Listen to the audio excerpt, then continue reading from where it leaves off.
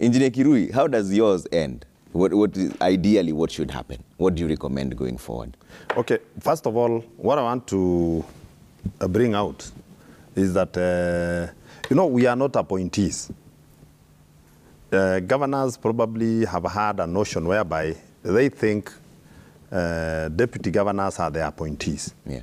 But what the Constitution states very clearly in Article 180, Clause 6, that the Independent Electoral and Boundaries Commission shall not conduct a separate election for deputy governor, but shall declare the candidate nominated by the person who is running for governor to have been duly elected. So we are duly elected leaders.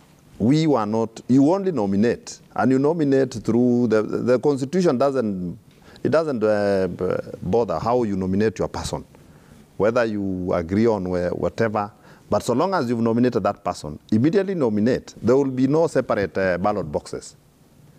Ideally, what the Constitution was saying, there were supposed to be separate ballot boxes for both the governor and the deputy governor. But because of that, that is why we had two photos for the governor and the deputy governor, meaning you are both elected by the same number of voters. And once you've been elected, we know very well that the governor has the executive power. And all of us here, I think from our conversation, we don't dispute that. Yeah. That is why even governors themselves attend Council of Governors meeting. We don't attend as deputy governors, because that is also, there is an act. And we've not complained about it.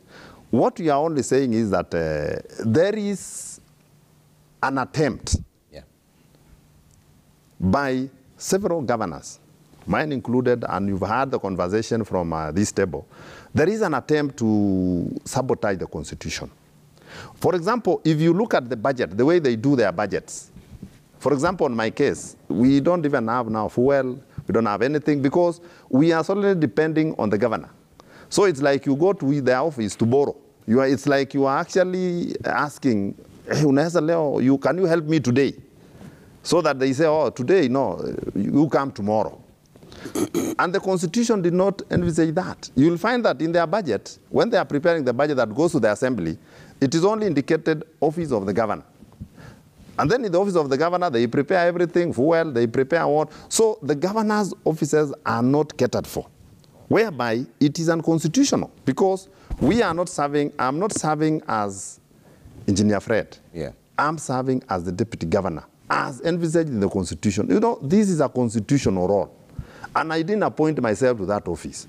It is only that you find yourself in that office. It is like you, for example, Trevor, you find yourself here at Royal Media Services because you went through a certain process until so you are always provided for by Royal Media Services. If it is actually transmitting, doing everything, it is not your task.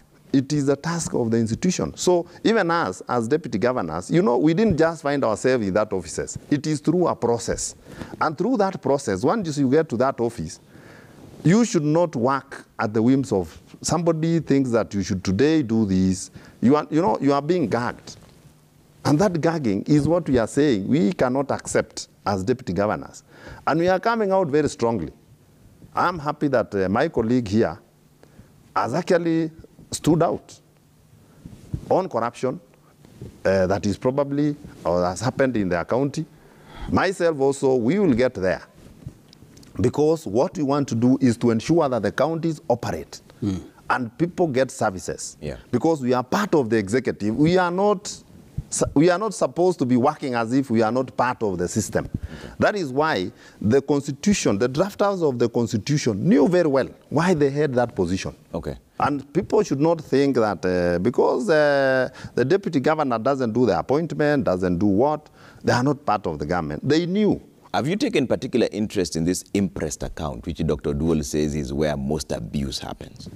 You see, I've given you, my case is different.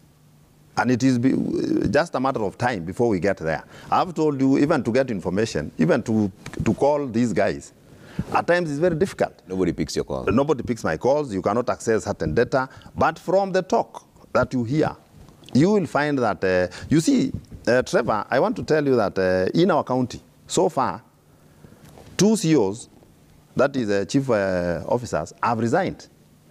And when you follow why they resigned, there will be an element of some coercion, being told you need to provide this. Of course, these are things that are still ongoing. Of course, conversation is still ongoing. Why these people left? So, you know, what happened is, and that is what we are calling upon several institutions that are mandated to carry out investigations, to carry out various issues. Why is somebody else being sidelined? You see, probably I'm being sidelined because they knew very well that the moment the deputy governor gets in and gets to get information, then there will be an expose. And that is why, when my colleague was still part of the government and deep-rooted inside, he was able to pick information. And after picking that information, and he's actually somebody who doesn't want corruption. Let me tell you, you know, they always say corruption fights back. And for his case, I can say that corruption fights back. And they know also on my case that Engineer Fred doesn't want to be corrupt. So how do we make sure that we lock him out? Yeah. So that anything that we want to do that is wrong, we will not be able to. But it is just a matter of time before those things catch us up with them. Okay.